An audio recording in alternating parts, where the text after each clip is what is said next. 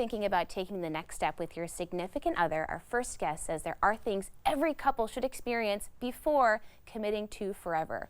We welcome back licensed professional counselor and author of Big Dating Energy, Jeff Guenther, aka Therapy Jeff. Great to see you. Good to see you too. These are big hurdles that we should all overcome as a couple. Yes, you can grow together if you're able to do that. Some serious and some not so serious, but all I think worthwhile. Definitely. Beginning with, we should all go to IKEA together. Yes, I've learned that I don't want to go to IKEA with anybody who works here. You all have very strong opinions about that. We've all been very upset about IKEA all day. You have It could been. be a I'm sorry stressful about that. place. I have so much fun when I go to IKEA. Okay. I like to follow the path. I don't like to go through shortcuts.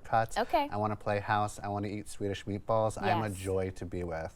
But if you're a little, like if you're getting annoyed with IKEA and you want to get out of there as fast as you can, we're not a good match. Oh no! Yeah, if people aren't lollygagging, then they gotta go. Yes, okay, exactly. okay. I like, but you're very self-aware. I'm very self-aware, and so is everybody that works here.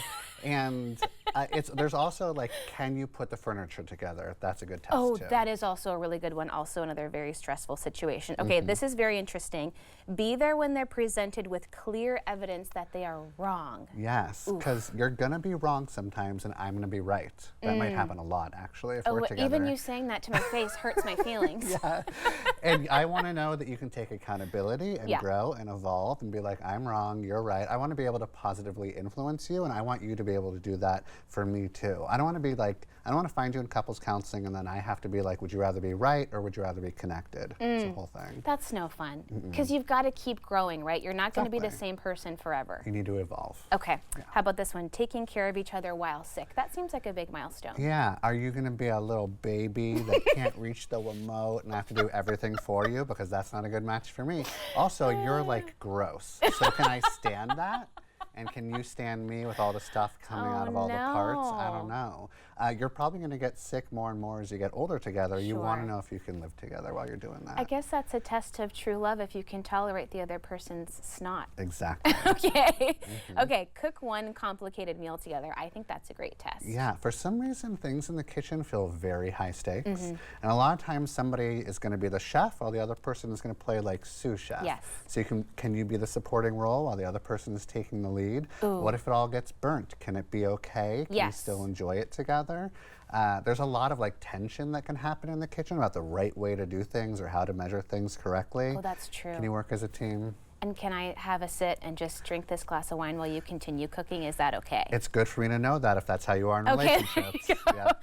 Okay, this one, I mean, spend the holidays with them and their entire family. Yes. It's a good idea to know what you're getting into. Totally, exactly. And a lot of times, like, you regress into your own, like, teenager self when you're around family. It's true. Which isn't a great feeling, but if I become your family, you might act that way towards me. So I want to get like a little sneak preview. I also want to know, I want to have like more compassion for why you are the way you are. That makes like, sense. oh, your mom and dad and siblings treat you this way. You're so controlling, but you did that in order to survive childhood. I can be more empathetic towards that. And then moving forward, you can choose your own boundaries about which family to spend time with for which Exactly. holiday. Okay, I love that. Okay, a trip that goes horribly wrong. We've all been there. We've all been there. Eesh. And the worst thing is when you both like team up on each other and like blame each other for you're the one that got it wrong. We have to like be mad at you. But really, it's usually not either one of your faults. Right. It's just sort of the situation that you're in. You're stuck in an airport. You're feeling uncomfy. Can you play fun, really silly games? Can you make the whole experience into a really good story that you're going to tell all of your friends afterwards? But this is like a very stressful situation, and it's good to see how you react. Okay, that's a good one. A financial disagreement that gets real. Oh my gosh, that is so tough. It is really tough. And it is cliche but true that the most fights you get into in a relationship are always about money. Oh man. But you get to find out in these arguments like what you care about, what your relationship is with money, and what you want to spend money on. And so if you can get on the same page or be accepting, then there's a lot to learn. I think a lot of us still don't realize as adults how different our ideas are about money and how we inherit things. Yes, exactly. And we all feel like our relationship with money or how we handle money is the right way. So true. We're all wrong. Okay, Yeah. we're all wrong. wrong. We're all getting it wrong. Okay, Yeah. one more. A disagreement where neither of you is technically wrong.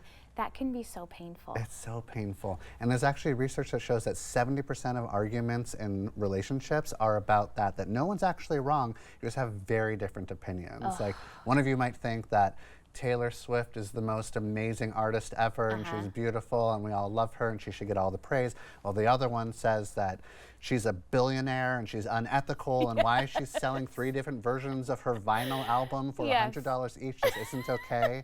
Do you want to say which side you're on? Are you in my TikTok feed? Because I feel like you're describing things I've heard very often Oh, recently. it's trending right now. Yeah. Do you find that a lot of people are not ticking very many of these boxes before they're making really big life commitments? Yeah, sometimes people are like in the honeymoon phase and then they think like, okay, I want to be with this person forever, I want to marry them, but they haven't gone through the trenches with them.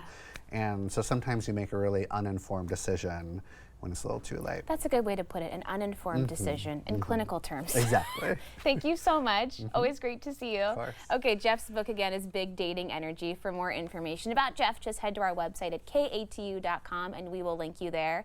We'll be right back with more Afternoon Live right after this.